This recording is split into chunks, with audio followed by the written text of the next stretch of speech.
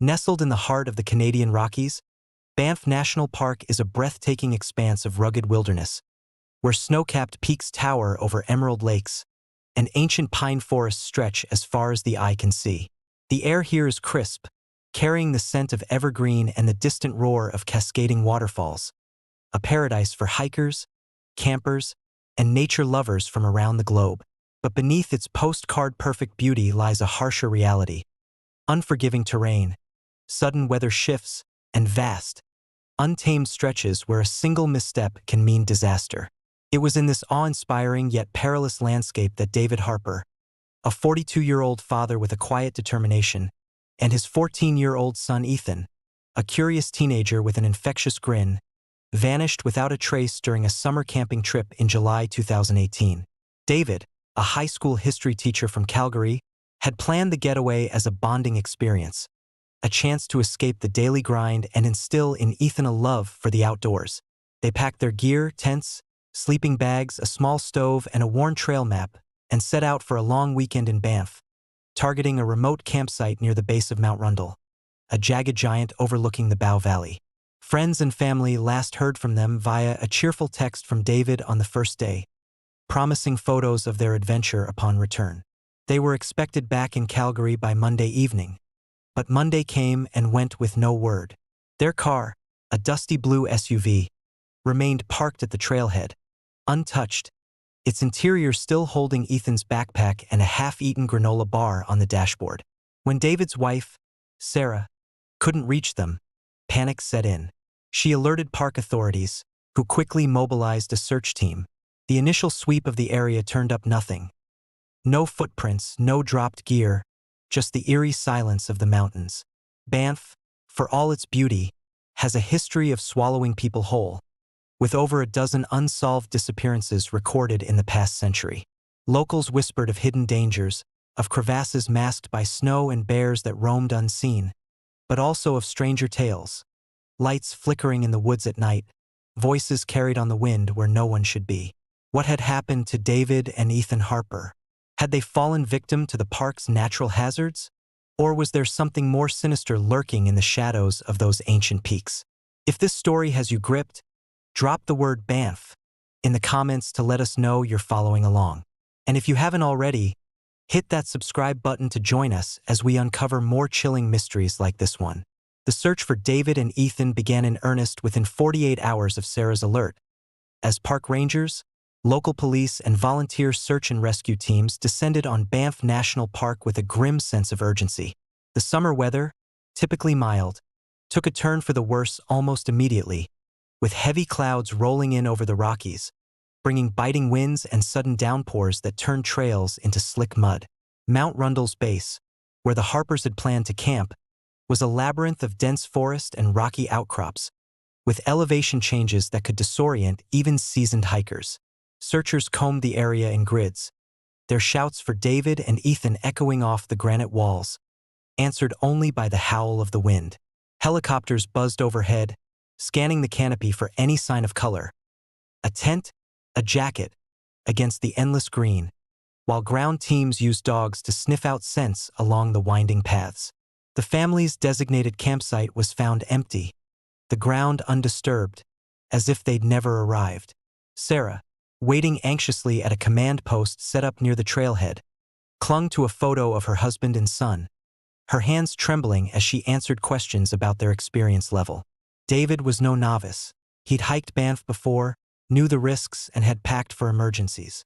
Ethan, though young, was athletic and eager, often trailing his father on weekend treks. Yet days passed with no trace, and the mood among the searchers grew somber.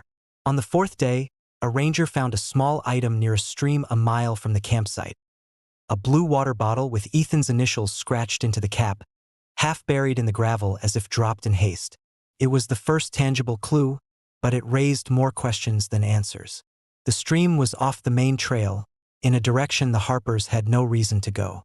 Had they gotten lost, or were they fleeing something?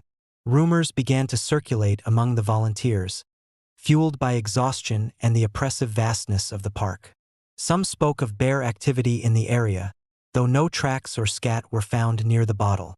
Others recalled stories of hikers vanishing in Banff, their fates tied to sudden avalanches or hidden sinkholes. Sarah, hearing the whispers, refused to give up hope, insisting her family was out there, waiting to be found. But as night fell each day, painting the mountains in deep indigo, the searchers couldn't shake the feeling that Banff itself was hiding something, its beauty a mask for an ancient, unyielding indifference. As the search stretched into its second week, the investigation intensified, with the Royal Canadian Mounted Police, RCMP, joining park authorities to treat the case as a potential crime rather than a simple accident. The discovery of Ethan's water bottle had shifted the tone, and now every detail was scrutinized with forensic precision. Teams expanded their radius, pushing into more treacherous terrain around Mount Rundle, where sheer cliffs and narrow ledges made every step a gamble. The weather remained a relentless foe, with fog blanketing the valleys, obscuring visibility, and chilling rain soaking through gear. On day 10, a searcher stumbled upon a second clue in a dense thicket of pines. A torn scrap of fabric, later identified as matching David's hiking jacket, caught on a jagged branch. Nearby, the ground showed signs of disturbance, with broken twigs and scuffed dirt suggesting a struggle or hurried movement. No blood was found, but the implications were grim. The RCMP brought in experts to analyze the scene, while divers scoured nearby Lake Minnewanka for any sign of bodies, fearing the worst. Interviews with other campers and hikers in Banff at the time turned up unsettling accounts. A couple reported hearing distant shouts on the night the Harpers were last seen, though they assumed it was just another group on the trails. A lone backpacker claimed to have seen flickering lights, almost like a flashlight, moving erratically in the forest near Mount Rundle after dark, far from any designated path. The reports fed into growing theories, from a tragic fall to a violent encounter with an unknown assailant. Banff's history didn't help. While most disappearances were chalked up to accidents, there were whispers of darker incidents, of transients or reclusive figures living off-grid in the park's depths. Sarah, now joined by David's brother Mark, pored over maps and search logs at the command post, desperate for any lead. The torn fabric became a haunting relic, a piece of David that offered no comfort, only dread. Each day, as the sun dipped behind the peaks, casting long shadows over the search area, the team felt the weight of the unknown pressing in. Banff's beauty seemed to mock their efforts, its silence a barrier no shout could penetrate. If you think this is gripping, trust us, the best is yet to come. Make sure you're subscribed so you don't miss what's next in this haunting tale. With official resources stretched thin and no definitive answers, the search for David and Ethan began to rely on volunteer efforts and tips from the public, many of whom had been drawn to Banff by news coverage of the disappearance.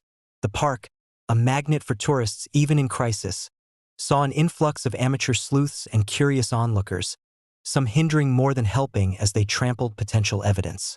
Sarah and Mark, fueled by sleepless nights and raw determination, joined smaller search parties venturing into less explored areas, guided by hunches and the faint hope of a miracle. It was during one such trek, deep into a rugged valley flanked by sheer cliffs, that a chilling observation emerged. A local guide, familiar with Banff's hidden corners, noticed an unusual pattern of disturbed rocks near a narrow crevasse, as if something or someone had been dragged or fallen through. Peering into the gap, he spotted a glint of metal, a small camping knife, engraved with David's initials, wedged between boulders several feet down. The crevasse was too tight for immediate descent, requiring specialized equipment, but the find sent a jolt through the search team. Was this where the Harpers had met their end, swallowed by the mountain's hidden jaws? Or had the knife been dropped in flight from something else? The discovery reignited media attention, with speculation running wild. Some pointed to Banff's geological hazards, unmapped crevasses and sudden rockfalls that claimed lives every few years. Others latched onto more sinister ideas, fueled by a handful of late-night sightings reported by campers. Strange lights flickering in the woods near the valley, moving in ways no flashlight should, and faint, echoing cries that seemed to come from beneath the earth. A retired ranger, interviewed by a local news outlet, shared an old tale of mountain spirits, entities said to lure hikers off trails in times of despair, though he admitted it was just folklore. Sarah, hearing these stories, felt her resolve waver, torn between clinging to logic and the creeping fear that Banff held forces beyond understanding. Each night at the command post, as she stared at the knife now bagged as evidence, she could almost hear Ethan's laughter on their last family hike, a memory now tainted by the cold reality of their absence. The Rockies, with their towering indifference, seemed to guard their secrets tighter with each passing hour, daring the searchers to uncover what lay hidden in their depths. More than 2 years have passed since David and Ethan Harper vanished in Banff National Park, and their case remains an open wound for their family and a lingering enigma for the authorities. The search efforts, though scaled back, never fully ceased, with periodic sweeps by rangers and private investigators hired by Sarah and Mark.